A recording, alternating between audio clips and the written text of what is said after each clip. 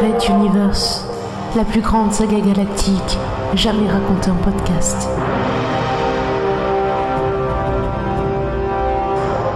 Cinquième chapitre.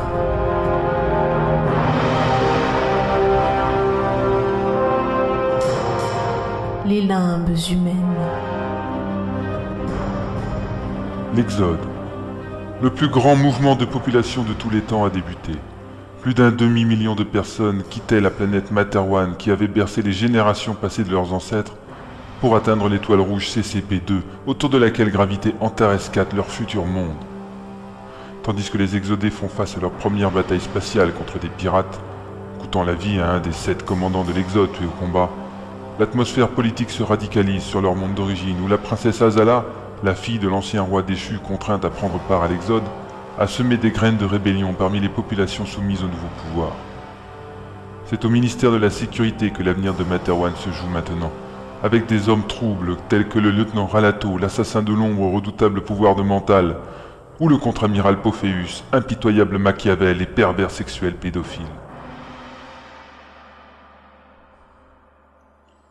La haine, la douleur, la peur, l'odeur du sang, les injections, mais encore plus, la haine totale.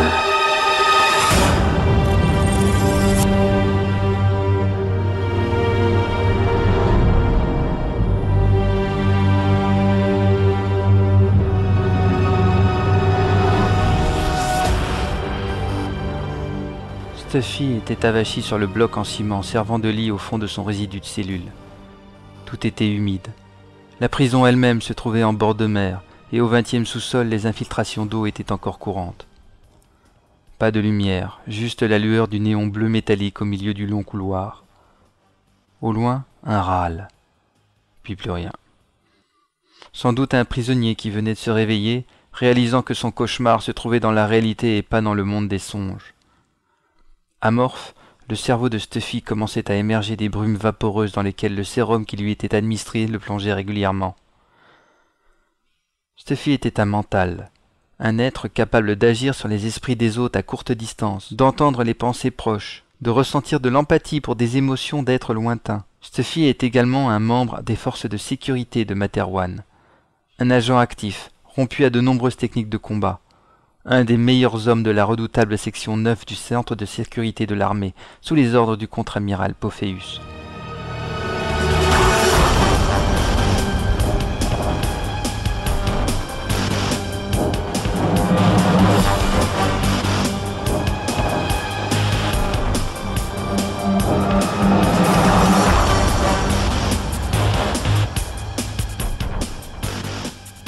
Mais pour bien comprendre le personnage, il faut ajouter que Stuffy est un mutualiste, un utopiste qui pense qu'un modèle de société basé sur le profit n'ira jamais aussi loin qu'un autre basé sur le partage. Un militant parmi les gardiens des clés de l'ordre établi. Cela l'avait récemment rapproché de celle qui troublait son sommeil depuis qu'il l'avait rencontrée. Ses pensées les plus profondes, les plus intimes et les plus cachées recelaient une femme habillée de gaze blanche, dansant sur elle-même dans un moment unique de magie musicale. La princesse héritière de l'ancienne monarchie de Materwan, Azala. Elle était partie, lui laissant quelques clés de son réseau, avec pour mission de faire parvenir des informations sur la situation le plus longtemps possible, et de promouvoir ses idées, qui deviendraient peut-être un jour un mouvement politique capable de balayer les dictateurs ayant pris en otage la révolution Castix pour leur propre profit.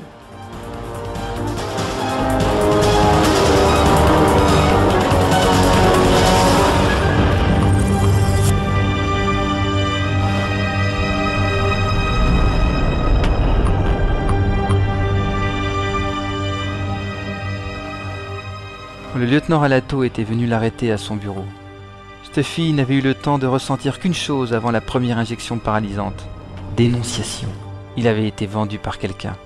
Un traître de l'intérieur. Un autre du réseau Azala? Peu probable. Un mutualiste? Difficile à concevoir tant cette organisation était compartimentée.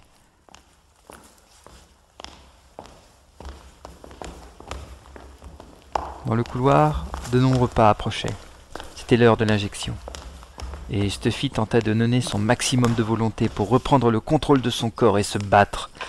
Il réussit seulement à tomber sur le sol au pied de ses gardiens hilarieux. Alors le mental, on veut se rebeller? Oh, c'est bien les gars, regardez, il a réussi à faire 60 cm en rampant. Et il se sentit soulevé, puis rejeté sans ménagement sur la couchette dure et froide. Tu es une vraie charogne, sale mental. Et plus que ça, t'es une vermine de mutualiste. Les porcs comme toi ne méritent qu'une chose. Ses pouvoirs en semi-veille ressentaient la haine que lui vouaient ses geôliers. Mutualiste, mental, traître, tout pour se faire détester.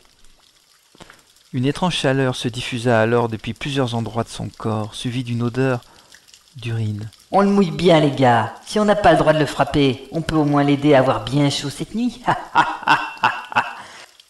Stuffy nota qu'on était donc en soirée. Puis une douleur lui perça la carotide. L'aiguille tournant un peu lançait des éclairs de spasme sur tout le visage. Oups, j'ai dû enfoncer l'aiguille au mauvais endroit. Désolé monsieur le mental, je suis trop maladroit. Et si j'envoyais le produit maintenant, hein? La douleur fut pire.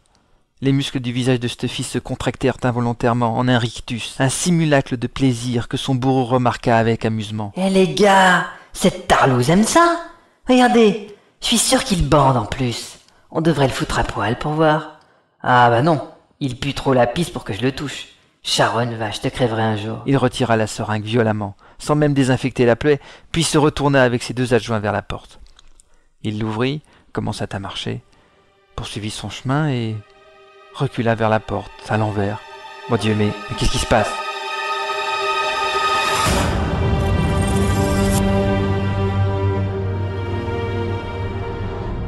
Il tenta de se retourner, mais il ne put rien.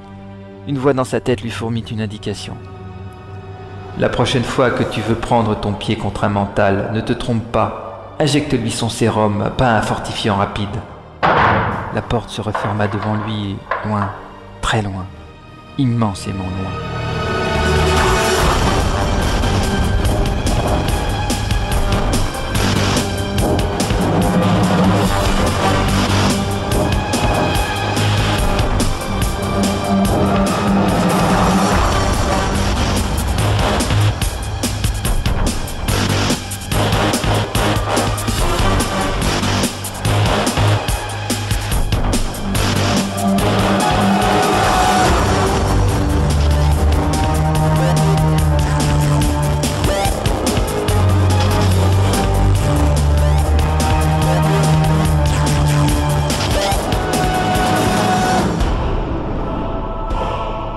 Red Universe, à suivre.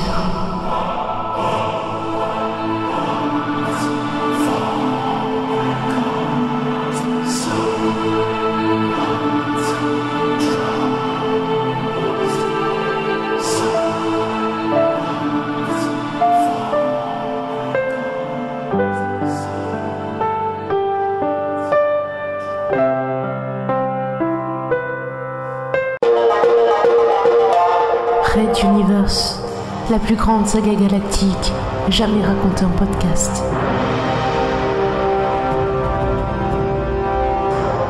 Cinquième chapitre.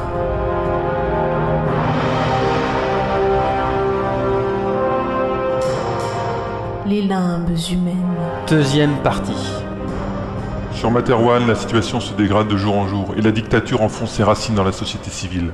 Stuffy, un ancien espion des forces de sécurité ayant trahi au profit de la princesse Azala, s'échappe d'une prison de haute sécurité.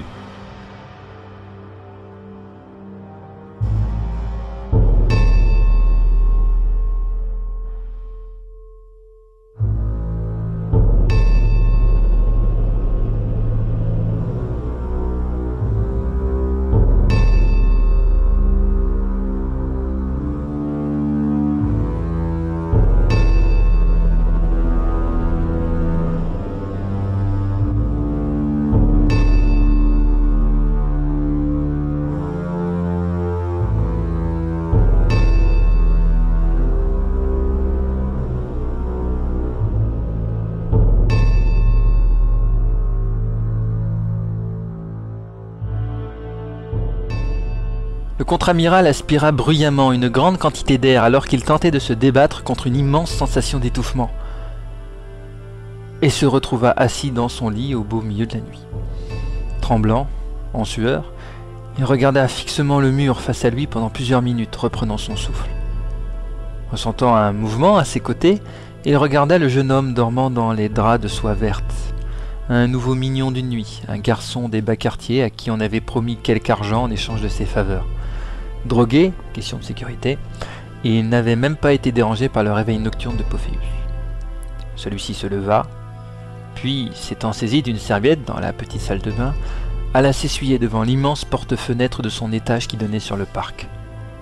Au loin, les premiers faubourgs de la capitale clignotaient tranquillement, tandis qu'on pouvait apercevoir quelques étoiles filantes dans le ciel, chose assez fréquente à cette période de l'année.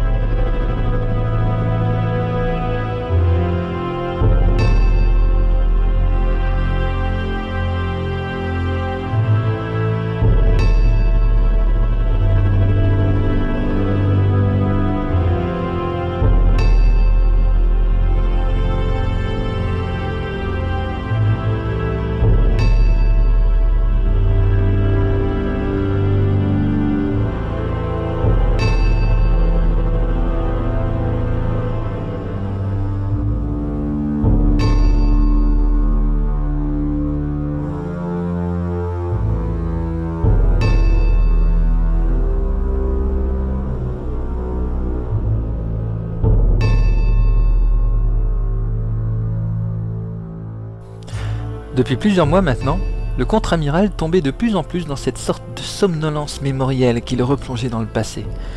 Était-ce un des méfaits de l'âge ou une maladie? Aucune idée. Il faudrait peut-être s'en ouvrir à un médecin.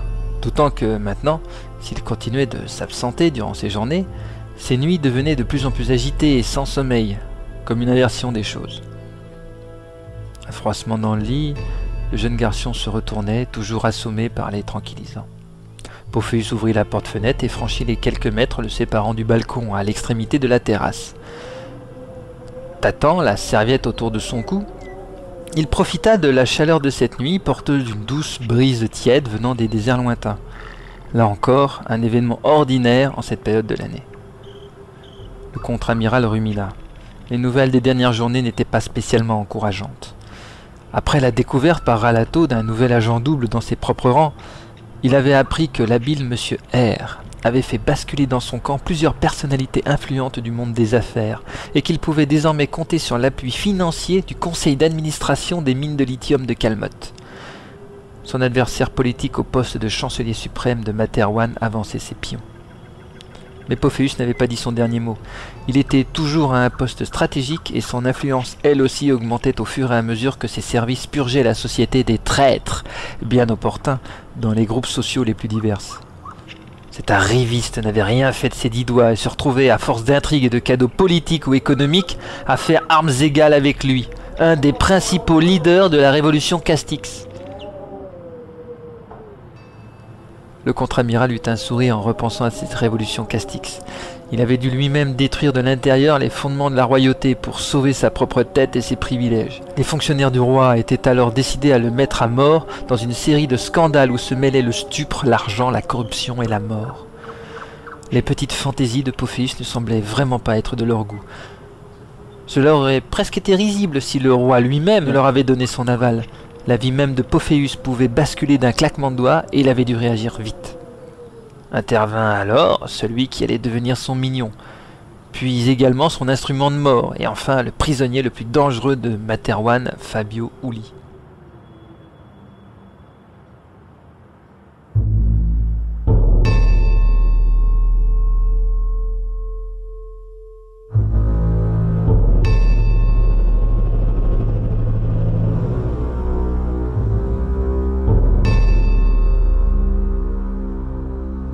Pophéus fit demi-tour et s'en retourna dans sa chambre.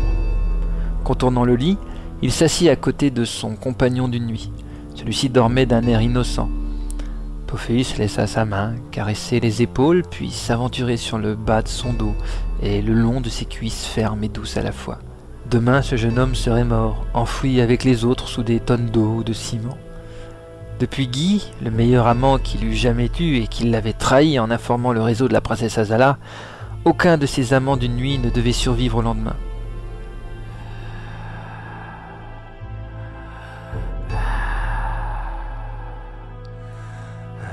Tapis tel un serpent au creux de ses reins, la douce chaleur du désir reprit vigueur. Quitte à être réveillé, autant en profiter, ne serait-ce que pour honorer cette jeune vie, non? Alors qu'il prenait doucement son plaisir, il eut soudain une idée bizarre. Poursuivant son accouplement hors nature, ses mains entourèrent le cou de son jeune amant et commencèrent à serrer. Au bout de quelques secondes, et malgré la torpeur des drogues, l'instinct de survie prit le dessus et le jeune homme tenta de se libérer avec des sursauts de tout son corps et des mouvements erratiques de ses bras ou de ses jambes. Lorsque soudain il ouvrit les yeux puis cessa de remuer, Pophéus connut un des plus profonds orgasmes de sa vie.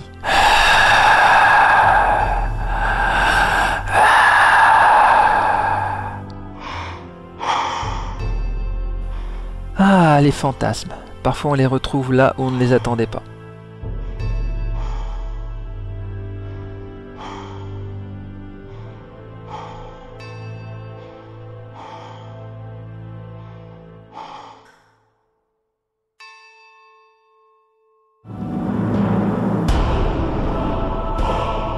Red Universe, à suivre.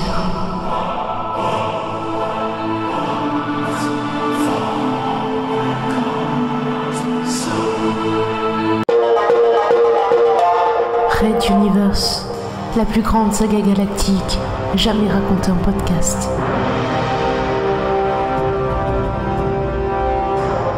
Cinquième chapitre.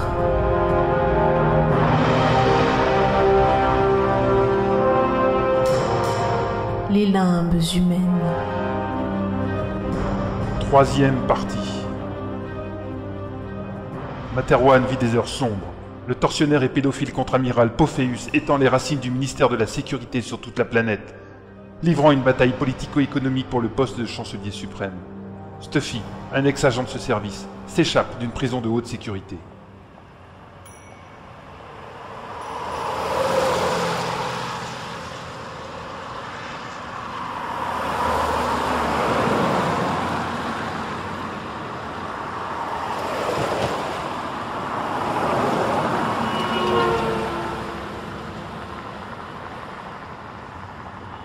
Stuffy déjeunait, attablé derrière une cabane à frites dans une banlieue qui n'était même pas celle de la capitale, mais plutôt à la périphérie d'une ville moyenne.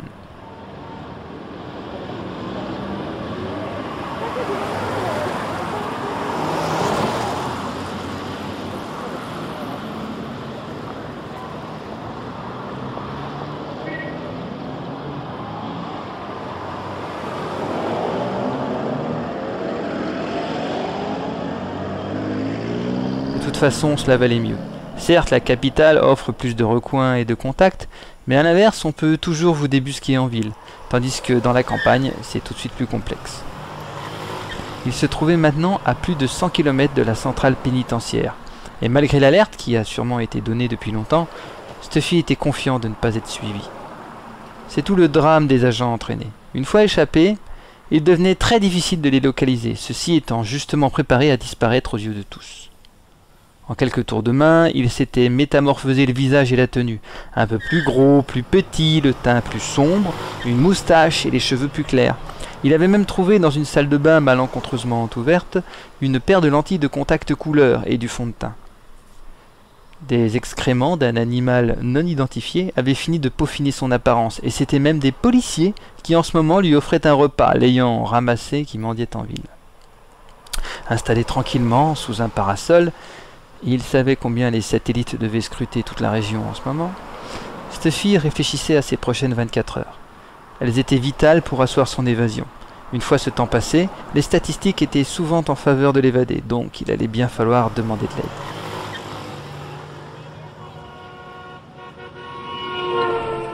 Mais alors, il devenait difficile d'éviter la question. Qui a trahi? Et s'il se tournait vers les mauvaises personnes? il se laissa aller contre son siège en plastique qui lui paraissait extrêmement confortable après le ciment de la prison et regarda la grande télévision accrochée au plafond de la friterie. Un grave accident avait fait dérailler un train et une centaine de morts étaient à déplorer. C'était un nouvel accident dramatique parmi la recrudescence de ces derniers mois. On pouvait compter les 3 ou 4 grosses catastrophes de ce type. C'était soit des moyens spectaculaires de se débarrasser d'opposants se croyant en sécurité dans une foule, bateau, avion, train, ou alors une des méthodes de mise en place de la peur organisée par le ministère de la Sécurité. L'objectif étant de mettre en place un climat de soupçon, d'insécurité et de rejet les uns des autres. Enfin, il était possible que cela soit un vrai accident involontaire, lié aux mesures radicales de libéralisation à marche forcée dans laquelle s'était lancé le gouvernement Castix. Elles entraînaient l'abandon de mesures de sécurité et la réduction de personnel pour des raisons budgétaires. The government has beefed up the research fund by $2 million in hopes of speeding up work on the cure. Advertisers are often faced with the problem of catching the attention of... Peu de temps avant son arrestation, Steffi avait eu accès aux chiffres cachés des statistiques d'accidents dits limités, c'est-à-dire ne coûtant la vie qu'à moins de 3 personnes, et c'était accablant.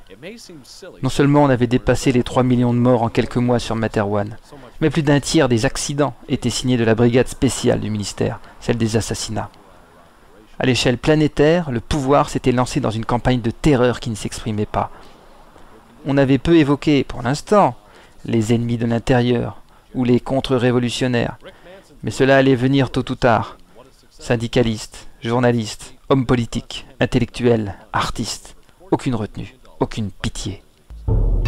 Devant l'afflux de travail, on avait embauché des hommes de la pègre ou d'anciens bourreaux du précédent pouvoir qui remettaient leur talent au service des ennemis d'hier.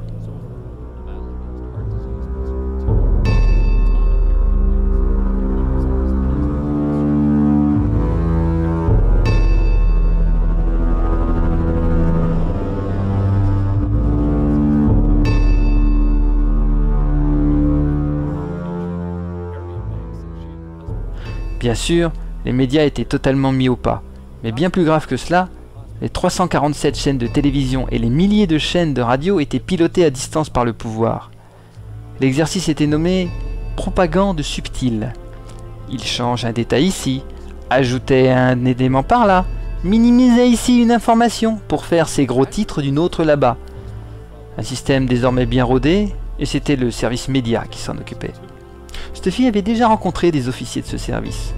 Plusieurs d'entre eux étaient producteurs de télévision ou de cinéma, et avaient la main haute pour sélectionner ce que le peuple devait recevoir et aimer. Plutôt que de promouvoir sa culture et son questionnement, offrons des jeux stupides, avec des millions à gagner.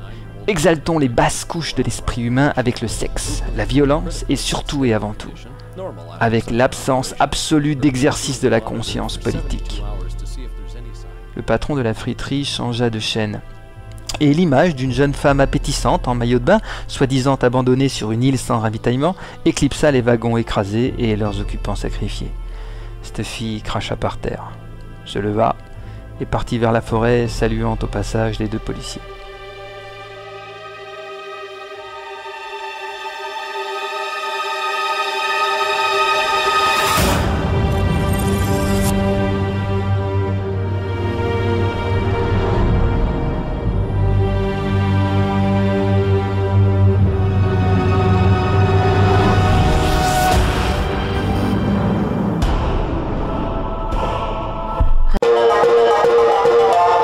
Red Universe, la plus grande saga galactique jamais racontée en podcast.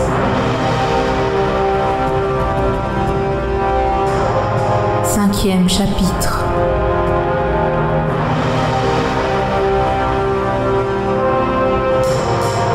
Les limbes humaines. 4e partie. Tandis que l'Exode progresse sur Materwan, la situation politique se dégrade. La terreur remplace progressivement la paix de la Révolution, et de nouveaux hommes forts intriguent en coulisses pour le poste de chancelier suprême.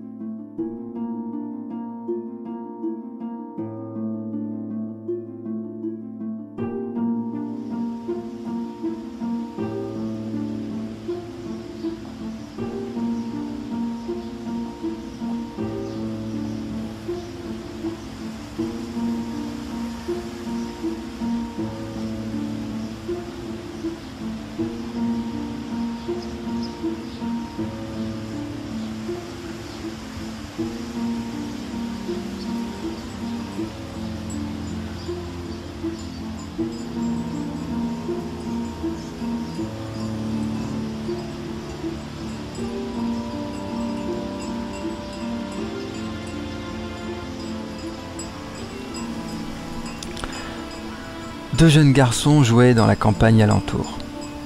Devant eux, une chaîne de montagnes anciennes où il faisait bon paître pour les troupeaux. À l'arrière, une vallée paisible où l'on devinait les petites fermes blanches réparties telles des boutons de fleurs sur un pré en cette si douce fin d'été. Ralato et Fabio, les 2 rejetons de la famille Uli, jouaient à cache-cache avec les grosses pierres de ce flanc de montagne et Ralato cherchait son frère. Leur jeu était un peu différent de celui ordinaire où l'on devait trouver ses adversaires. Ici, la pente était assez dénudée et il n'y avait que quelques rochers susceptibles de dissimuler un enfant de 8 ans. Assis en tailleur, Ralato devait se concentrer pour ressentir la présence de son frère, tandis que lui devait justement se dissimuler derrière un silence d'esprit maximal. Comme les jeunes garçons découvrent progressivement que les jeunes filles leur sont différentes par quelques détails qui prennent de l'importance avec le temps, les manteaux développent leurs différences progressivement, une somme de comportements particuliers qui, un jour, éveilleront en eux la certitude d'être différents des autres habitants de Materwan. Les manteaux existent depuis les débuts de l'humanité, et des services spécialisés rattachés au ministère de la Défense sont chargés de les découvrir et de les former à maîtriser leurs facultés. D'où certaines visites, au long des années, d'hommes en tenue médicale blanche, parcourant les écoles et jouant quelques heures avec les enfants qui les scrutent de leurs yeux étranges. Comme la semaine dernière à l'école. Fabio sentait des gouttes de sueur glisser le long de sa joue. Il serrait fort ses petits poings et ses paupières étaient plissées à en disparaître. Toute sa concentration se focalisait en un point blanc sur un fond noir. Grâce au jeu avec son frère, Fabio avait développé cette technique qui semblait souvent réussir à condition de conserver le point blanc bien en face de lui. Aucun bruit ne lui parvenait. Tout allait bien, son frère le cherchait encore.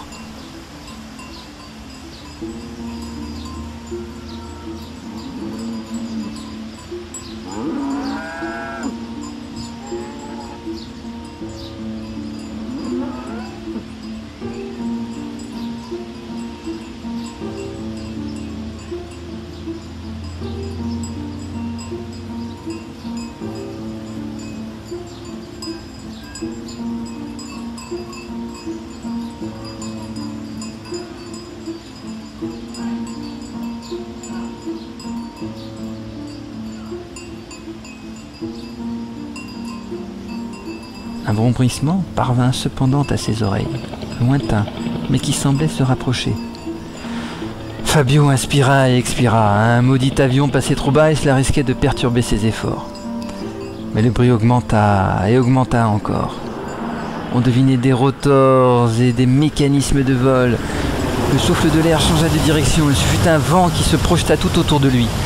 Abrité derrière son rocher, Fabio ne reçut que quelques tourbillons, mais définitivement, sa concentration était perturbée et le point lumineux s'était évanoui.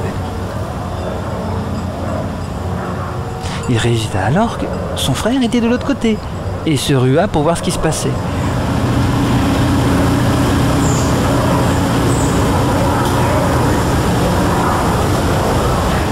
La scène devant lui le laissa sans voix.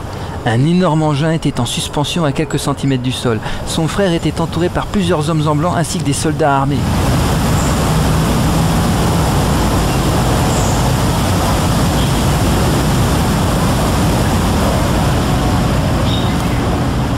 Ralato écoutait les messieurs qui expliquaient dans son esprit que ses parents étaient au courant. Qu'il ne risquait rien. Que le roi allait s'occuper de lui spécialement. Car il était un garçon à pas, avec de grandes qualités. Ralato pensa à son frère.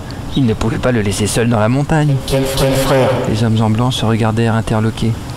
Ils tournèrent leur visage vers les alentours, ouvrant grand leurs yeux comme l'avaient fait ceux qui étaient venus jouer à l'école.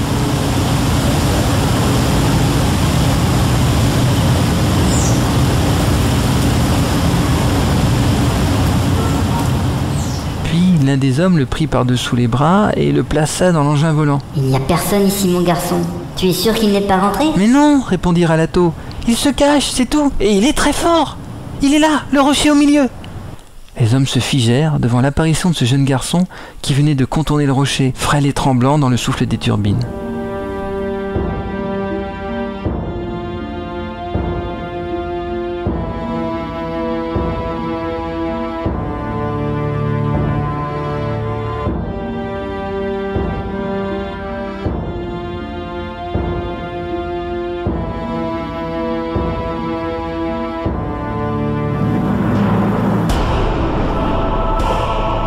Red Universe, à suivre.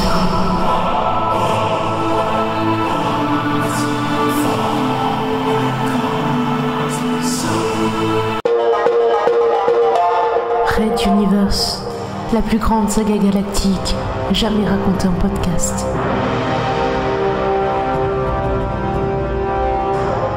Cinquième chapitre.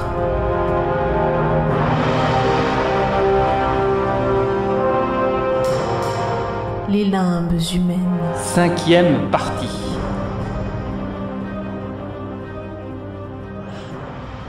Tandis que la situation de Materwan empire après le départ de l'Exode, l'histoire nous remonte au moment où Fabio et Ralato, les deux seuls et uniques frères mentaux de l'histoire de Materwan, avaient été repérés par les services spécialisés de l'ancienne royauté.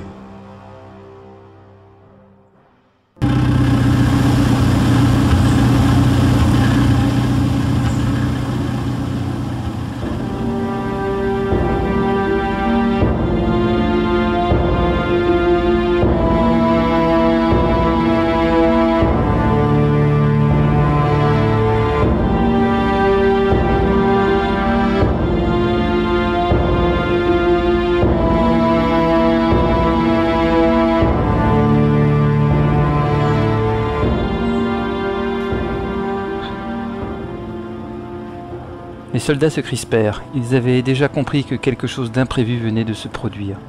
D'un regard, le sergent embrassa la scène et fit signe à ses hommes de se tenir prêts. Durant ce temps, les hommes en blanc se regardaient. Après un hochement de tête, l'un d'entre eux avança doucement vers Fabio, tandis qu'un autre s'agenouilla à côté de Ralato. « Il se cachait comment, ton frère ?» demanda-t-il. « Bon, c'est notre jeu. Je ne dois pas ressentir sa présence. Et il est fort dans ce jeu-là. » « Mais c'est vraiment ton frère ? Réponds-moi honnêtement, c'est important. » »« Mais oui, c'est mon frère. Il s'appelle Fabio et on est nés le même jour.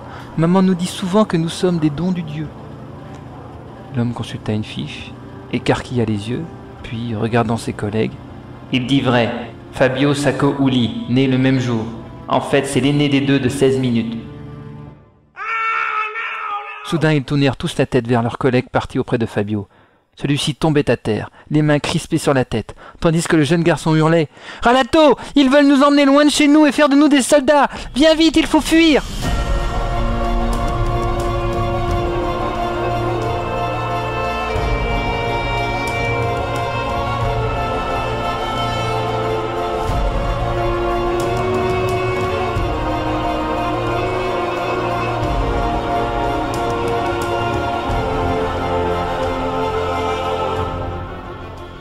Le son de sa voix passait difficilement le bruit des turbines, mais tous perçurent l'onde mentale. Les hommes en blanc furent pétrifiés d'horreur, trop incapables d'assimiler tous ces événements. 2 frères manteaux ? Impossible, de toute l'histoire des manteaux de Materwan, cela n'avait jamais été. Un enfant capable de leurrer leur pouvoir, de foudroyer l'un des leurs, de projeter une onde mentale de cette puissance. Tout cela était impossible.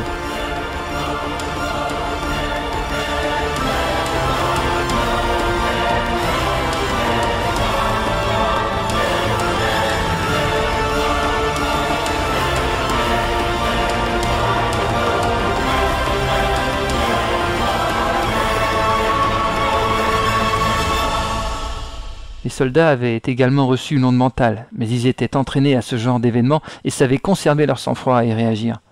À genoux à terre, leur chef leva son arme, immédiatement suivi par ses 2 hommes. « Ne tirez pas, il nous le faut vivant !» le supplia un des hommes blancs. « Alors on fait quoi ?» hurla le sergent, tenant toujours en joue Fabio.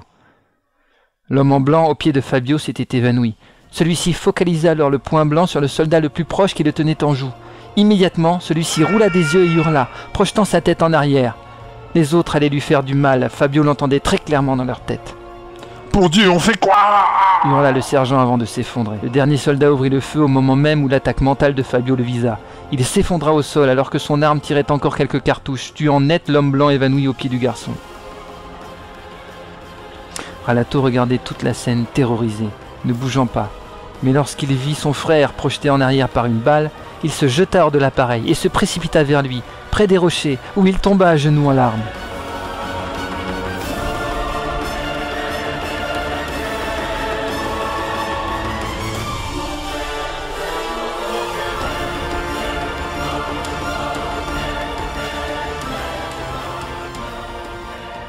Fabio, qu'est-ce qui s'est passé? Je ne comprends pas. Qu'est-ce que je dois faire? Fabio! J'ai mal, Ralato. J'ai très mal. Arrivait à peine à murmurer un Fabio, également en larmes sous l'impact et la douleur. Il avait reçu la balle en plein poumon droit. Elle l'avait traversé, passant entre deux vertèbres. Il ne pouvait plus respirer, suffoquait, en état de choc. Il voyait Ralato crier, pleurer devant lui, mais ne l'entendait pas réellement. Par contre, le point blanc était réapparu tout seul devant ses grands yeux ouverts. Chose étrange, il bougeait et grossissait, semblant même vibrer.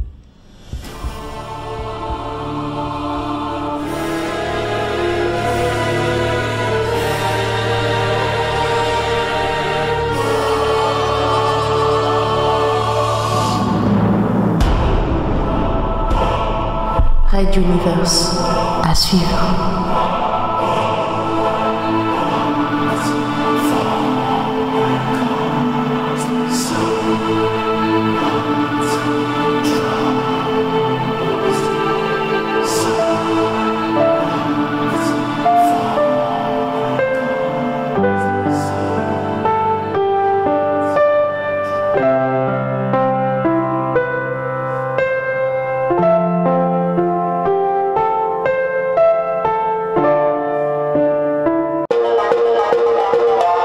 Red Universe, la plus grande saga galactique jamais racontée en podcast.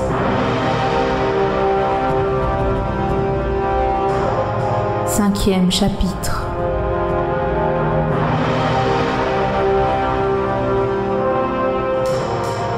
Les limbes humaines. 6e partie. Ralato et Fabio Uli, deux enfants mentaux doués de pouvoirs psychiques, ont été découverts il y a plusieurs années par le ministère de la Sécurité qui a en charge d'en faire des soldats. Mais leur récupération fut l'occasion de drames sanglants.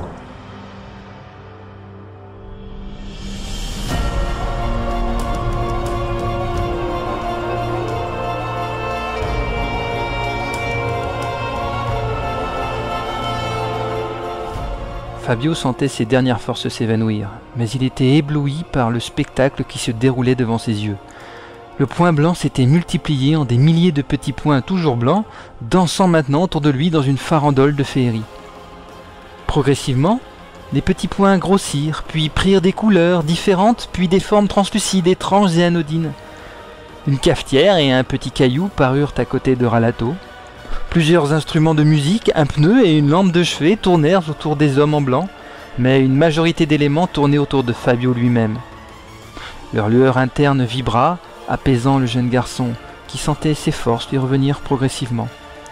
Encore quelques secondes, et il put inspirer un grand volume d'air, comme si ses poumons s'étaient regonflés malgré la blessure.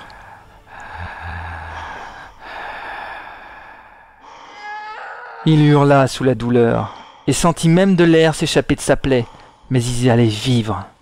Il le savait, il allait vivre.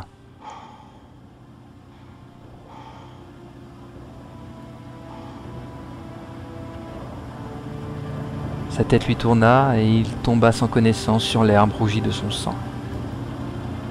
Ralato hurlait, pleurait, criait, pauvre garçon impuissant devant la blessure et la souffrance de son frère.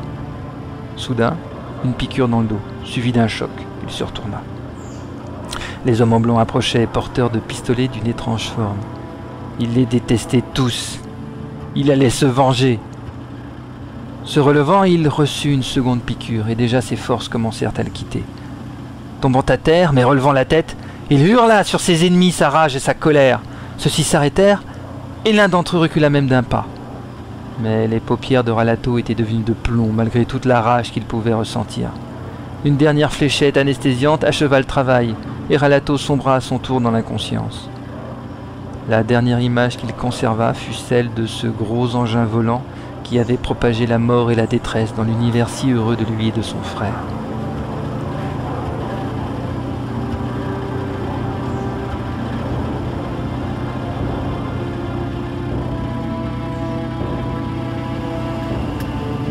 Le lieutenant Ralato regarda par la fenêtre de la carlingue de l'orthoptère au-dessus de l'océan.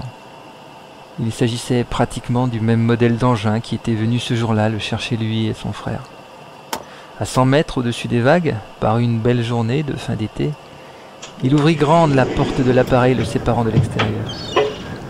Aidés d'un sergent de consigne, ils prirent leur élan et jetèrent le corps embaumé et alourdi de plomb du dernier jeune mignon du contre-amiral.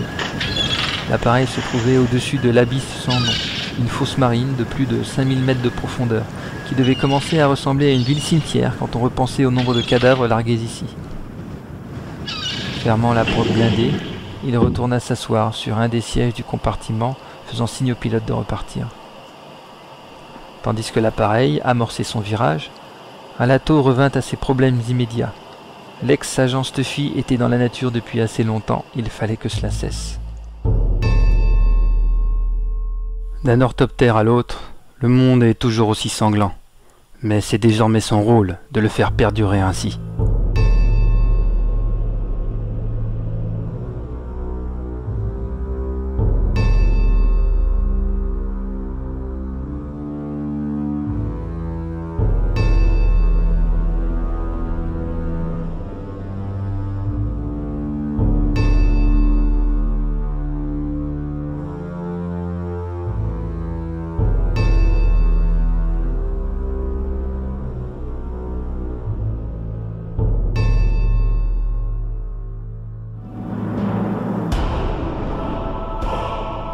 Red Universe, à suivre.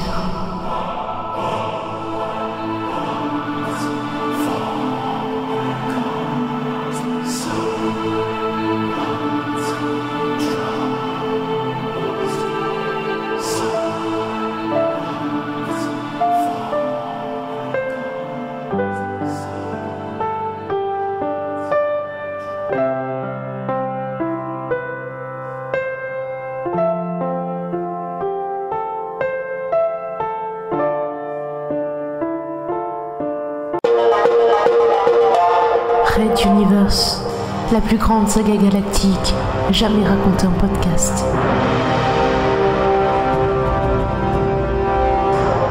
Cinquième chapitre.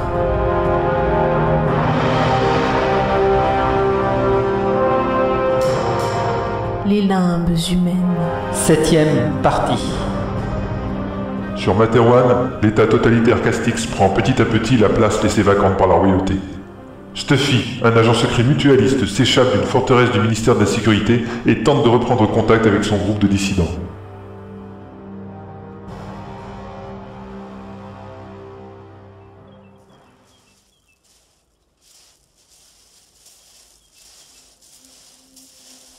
La lune perçait au travers de la pénombre par d'infimes traits de lueur, éclaircissant ici une touffe d'herbe, ici une souche d'arbre. Stuffy progressait au cœur de la forêt, à la suite d'un homme vêtu tel un bûcheron qui déambulait au travers des feuillages et des taillis comme s'il n'existait pas. La quarantaine, un visage bourru d'homme rude au corps taillé dans le bois. Le bûcheron était un agent mutualiste, le contact envoyé à Stuffy en réponse à un message d'aide laissé sous un pont dans une fissure du béton bien précise.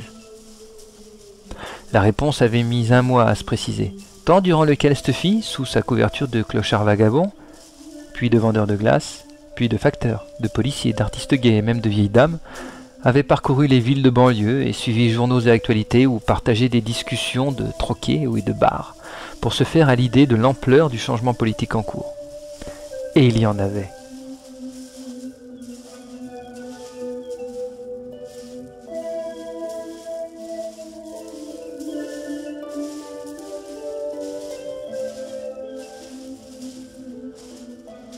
Comme prévu, l'État lâchait tout le secteur public, le bradant aux compagnies ou consortiums privés planétaires, voire interplanétaires, charge à eux de s'occuper des transports, de l'éducation supérieure, de la gestion des ressources naturelles, de la recherche ou des services sanitaires et sociaux. Par contre, la sécurité et l'armée, ainsi que la fiscalité, étaient renforcées.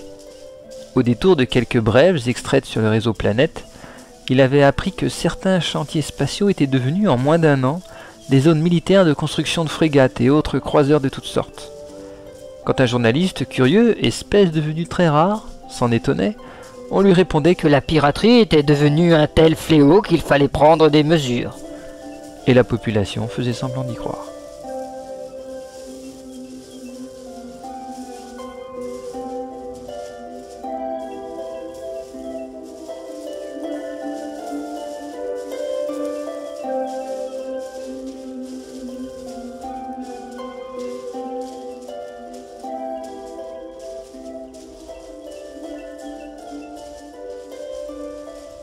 Le sentier montait depuis 2 heures et la pente s'accentuait. Malgré son entraînement, Stuffy commençait à éprouver de sérieuses difficultés pour suivre le rythme imposé par son guide. Certes, on ne parlait pas, pour raison de sécurité, mais il doutait que la montagne de chair devant lui ait su tenir une quelconque conversation. Un coup d'œil à sa ceinture, l'homme était évidemment armé, un fusil de chasse et une hache, dont le manche usé et certaines taches laissaient deviner qu'elle ne servait pas qu'à couper du bois. Une pierre cachée par une branche le déséquilibra et il tomba à plat ventre sur l'humus. Grognant, il allait se redresser, mais une vive lueur rouge brilla au coin de son œil. Tournant la tête, il découvrit un faisceau infrarouge qui partait de la base d'un taillis. Invisible pour un marcheur ordinaire, il signalait la présence d'intrus, mais, par effet boomerang, la présence d'un endroit secret bien protégé. On approchait. Le bûcheron n'avait même pas daigné ralentir sa progression, et Stuffy dut prendre sur lui de marcher bien plus vite pour le rattraper. Il l'avait pratiquement atteint lorsque celui-ci stoppa net, et Stuffy percuta la tête la première, le sac rempli d'outils métalliques. Il recula sous le choc, grommelant en tenant son nez douloureux, mais se tut soudain. Tout autour de lui, des hommes en noir étaient apparus, porteurs d'armes automatiques luisantes sous la lune et pointés vers lui. « Nous sommes arrivés », précisa laconiquement le bûcheron.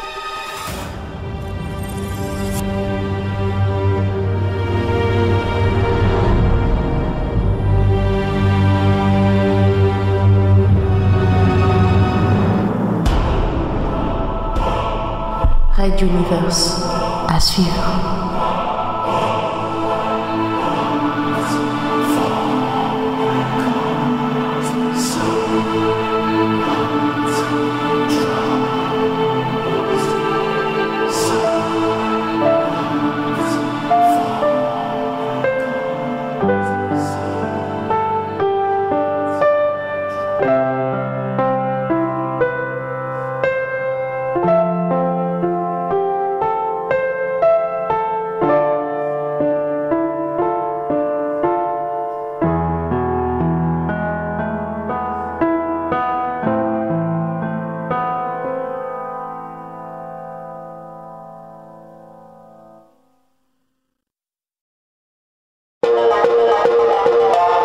Red Universe, la plus grande saga galactique jamais racontée en podcast.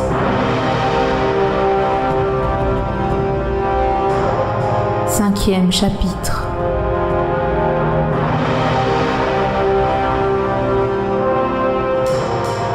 Les limbes humaines. 8e partie. Stuffy, un agent des services de renseignement de Materwan, s'est échappé d'une forteresse où il était mis au secret. Après plusieurs mois de cavale, il retrouve ses camarades du mouvement mutualiste. Pendant ce temps, le lieutenant Ralatos, son ancien chef et ami, le traque sur toute la planète.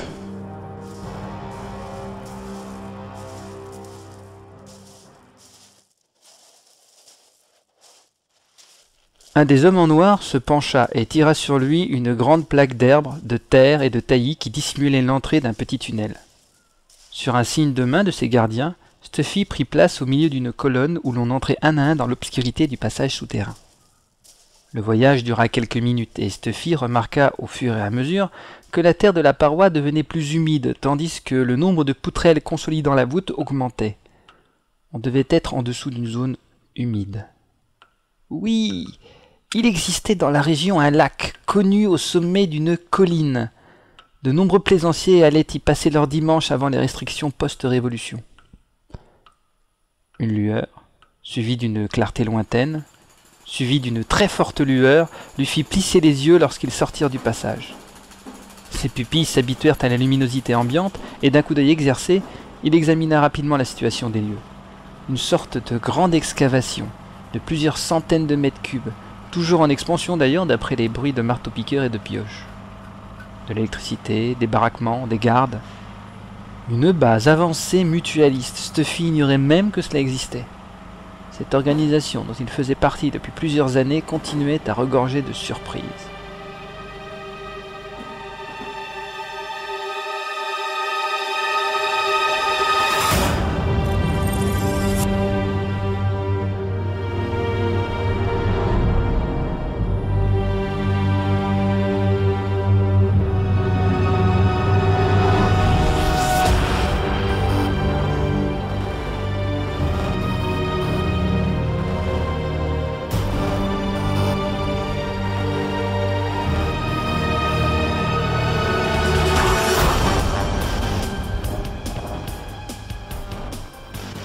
l'amena devant un petit groupe d'hommes armés, dont un leader, debout au centre, accompagné d'un mental reconnaissable à ses grands yeux globuleux. Un vieil homme qui n'avait pas subi l'opération esthétique obligatoire à tout agent mental secret, destiné à cacher cette particularité traîtresse. S'arrêtant à quelques mètres du leader, Stuffy prit directement la parole. « Vous êtes le numéro 1 de cette section ?» « Non. » répondit celui-ci d'un ton neutre. Je suis numéro 3. Mon rôle est de déterminer si vous êtes un espion ou un allié. Je suis l'agent numéro 8 de la section 643N. Je suis secteur de Materwan Centrum et banlieue.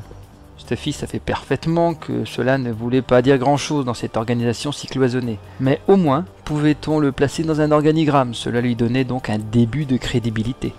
Agent numéro 8 donc, nous allons vous tester selon la technique habituelle. Lui annonça le leader en se déplaçant sur sa droite. Ce faisant, il laissa apparaître une chaise en métal munie de sangles et de fils électriques qui fit face à Stuffy, promesse d'un destin funeste.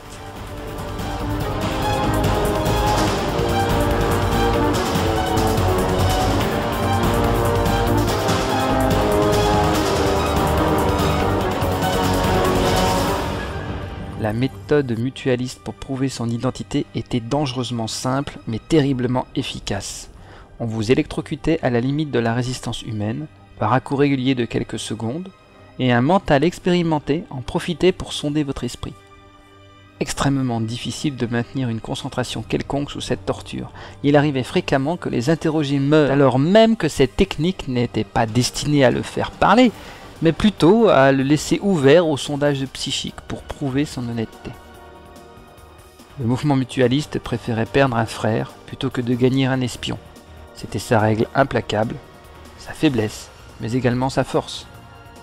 Il était extrêmement difficile d'entrer dans le mouvement, et Stuffy n'avait jamais eu connaissance du moindre agent ayant réussi à infiltrer cette organisation de manière durable. De toute façon, elle était tellement compartimentée que ce monsieur numéro 3 devant lui ne pouvait même pas deviner combien d'autres sections existaient dans cette seule région.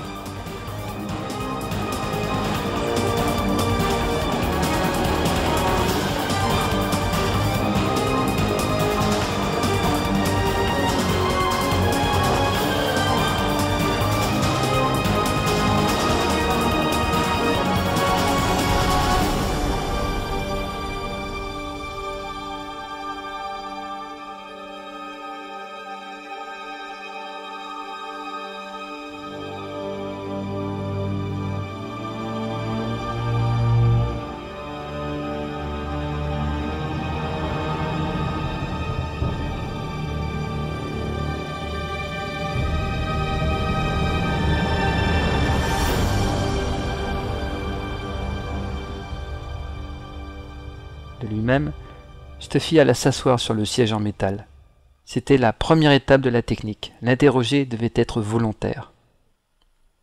Pendant qu'on lui sanglait les mains et les jambes, le mental vint s'asseoir derrière lui, fixant l'arrière du crâne et se concentrant. « Contrôle », commença le numéro 3. « Êtes-vous un mutualiste ?»« Oui. » Derrière lui, le mental hocha de la tête positivement. « Contrôle. Êtes-vous un mental ?» Poursuivit le numéro 3. « Oui. » Le vieux mental hocha à nouveau de la tête. « Parfait. Vous connaissez les règles. Vous devez laisser votre esprit ouvert. Notre mental sait où chercher et respecter la sécurité de votre section. Nous allons commencer. Bonne chance. » D'un mouvement, il fit signe à un homme en noir, s'activant au-dessus d'une console d'où fusaient tous les fils électriques. Celui-ci posa la main sur un gros potentiomètre central et le tourna vers des valeurs de plus en plus élevées.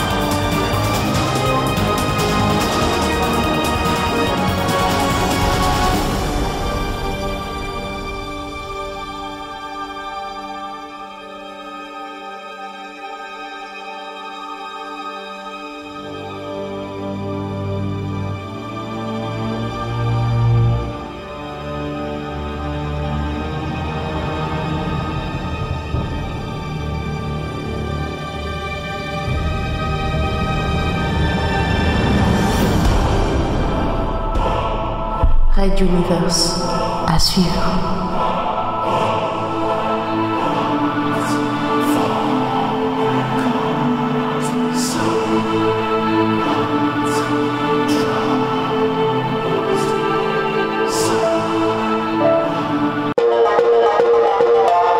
Red Universe, la plus grande saga galactique jamais racontée en podcast.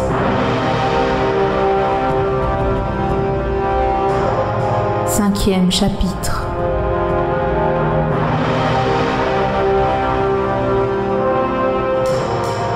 Les limbes humaines.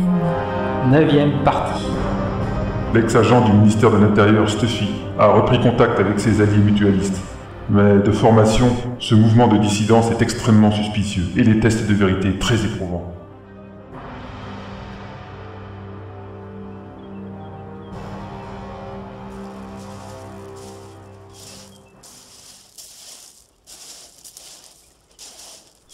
Les hommes encagoulés des forces spéciales du ministère de l'Intérieur progressaient sans un bruit dans l'obscurité de la nuit, couverts de dispositifs de vision nocturne. Le lieutenant Alato les suivait avec un second détachement, à la fois serein et anxieux. Son plan était risqué, mais prometteur. Plutôt que de torturer à mort un homme aussi redoutable que l'agent Stuffy, un ancien collègue avec qui il avait fait ses armes, il avait préféré organiser son évasion de la forteresse, le laissant éliminer des geôliers pour faire plus crédible, des brutes sans intérêt parfaitement choisis pour l'occasion, et prendre de la distance. Mais suivi en permanence par satellite, grâce à la fausse dent implantée lors de ses périodes de coma en cellule. La bonne vieille méthode de l'échiquier où on sacrifie des pions pour avoir le roi. Il avait fallu convaincre le contre-amiral en personne de cette opération, et Ralato avait engagé sa parole dans la réussite du projet. Après autant d'années et de secrets partagés, Pophéus avait bon jeu de faire patienter son agent principal, son âme damnée, l'orchestrateur des plans les plus audacieux. Mais le feu vert était quand même advenu. Un signal lui parvint. Un des commandos avait découvert un faisceau infrarouge caché dans un tronc d'arbre. Ralato serra les poings. Le coin devait être truffé de systèmes de ce genre. Tant pis, il fallait la jouer moins subtile. Appel à toutes les unités. Attaque générale maintenant!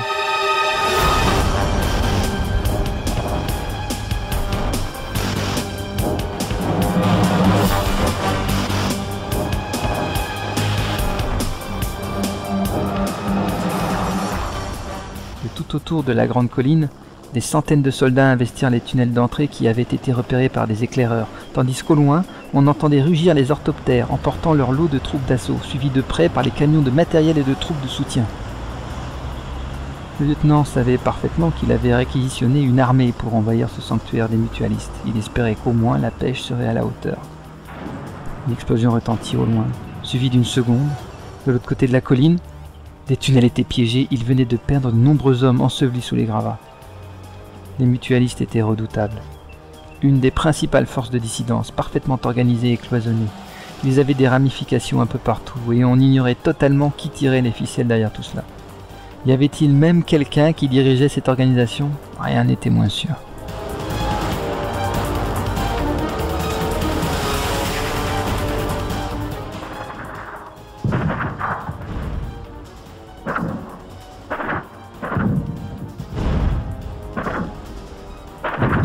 Mitrailleuses, explosions étouffées, les forces spéciales étaient maintenant au contact de l'ennemi, et les tunnels sécurisés voyaient défiler commando sur commando. Bientôt la colline sera à nous, lui annonça Annette de Camp, le doigt sur une oreillette. Parfait, allons-y alors, je vais être parmi les premiers, ordonna Ralato, et elle prit son élan pour gravir le sentier, suivi de ses gardes du corps. Il voulait être personnellement au plus proche de la source. Recueillir le maximum d'informations des vivants et même des mourants était une des spécialités d'un mental de son niveau.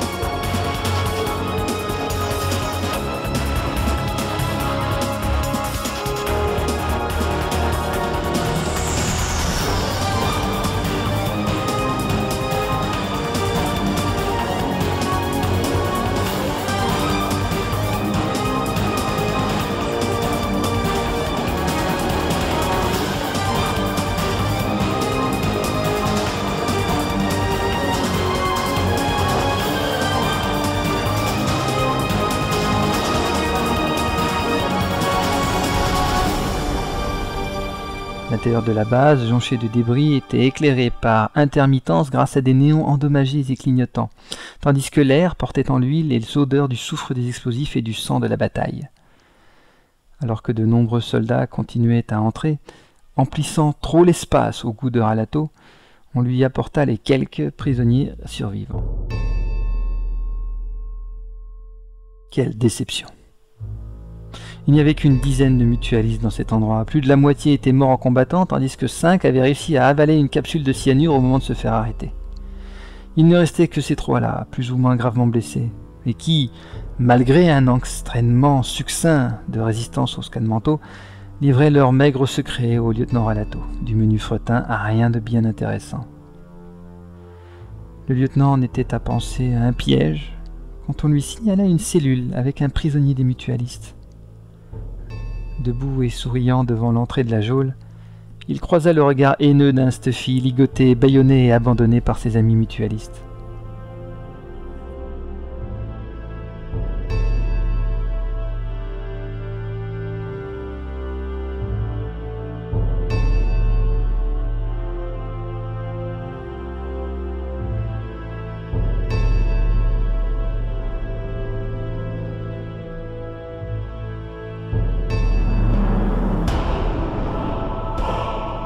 Red Universe, à suivre.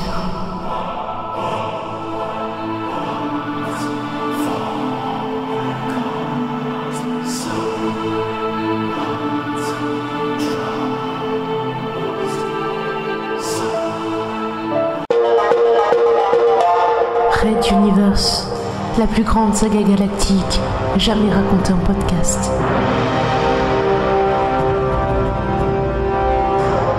Cinquième chapitre.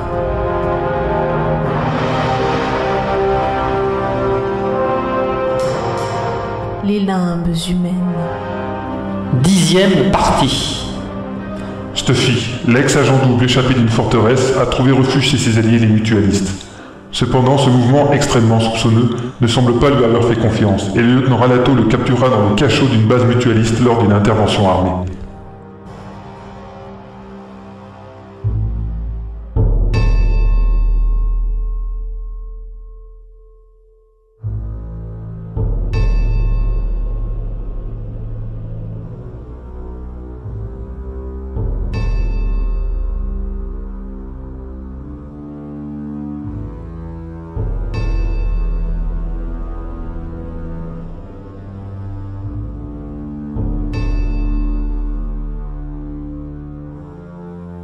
Tout autour et dessous la colline des vacances, comme l'a surnommé les plaisanciers du week-end, l'armée et les services du ministère de l'Intérieur commençaient à répertorier le butin de documents, armes et matériel en tout genre.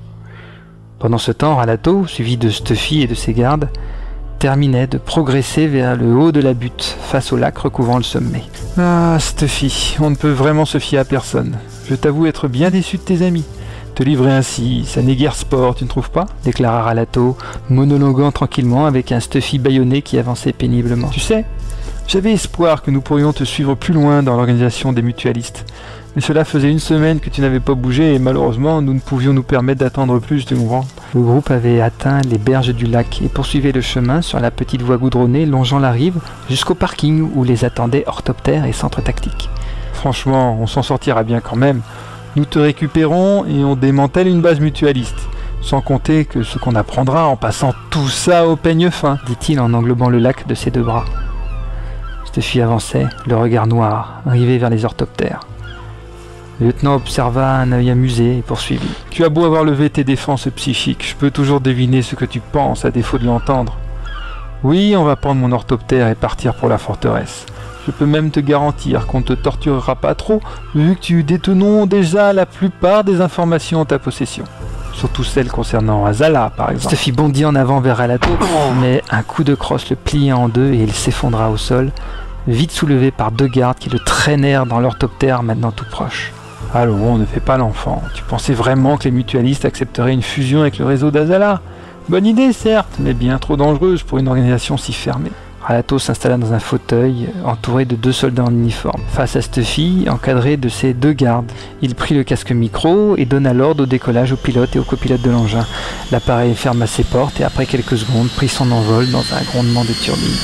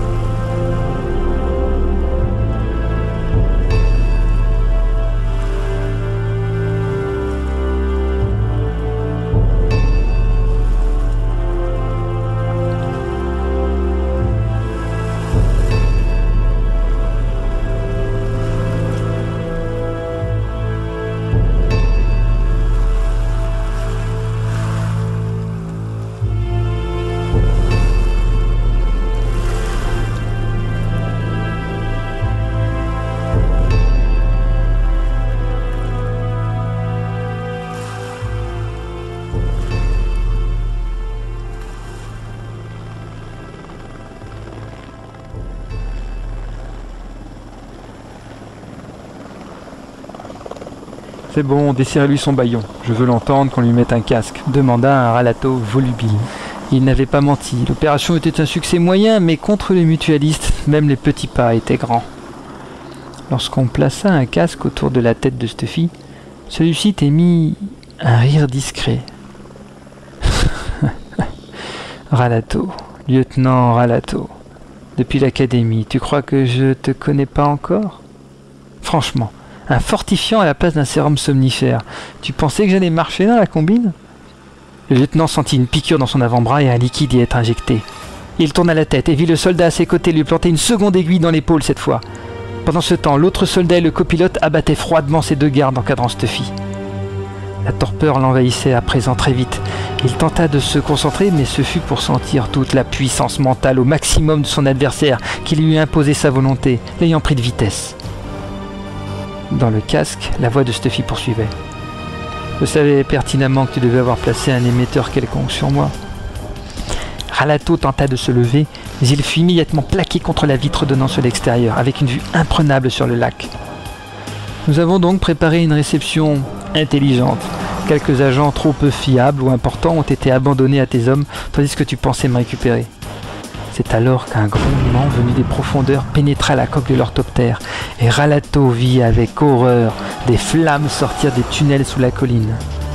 Des oiseaux s'élevaient de tous côtés, le lac sembla s'ouvrir en son centre, et l'eau s'engouffra tel un banal évier débouché, inondant et noyant les centaines de soldats et spécialistes du ministère de l'Intérieur prisonniers de la base mutualiste. Déjà ses yeux ne percevaient plus la lumière, mais même dans les ténèbres, la voix de Stuffy continuait de le harceler aux portes de l'inconscience. J'avais un seul et unique objectif, Ralato. Un objectif que les mutualistes partagèrent immédiatement. Te capturer, toi, l'âme damnée de Pophéus, un des éléments centraux de la sécurité de Materwan. Le copilote prit alors la parole, et en s'évanouissant définitivement, le lieutenant Ralato perçut plus qu'il n'entendit. Bienvenue à bord, lieutenant. Je suis numéro 1 de la section 145G. Vous êtes désormais l'invité des mutualistes.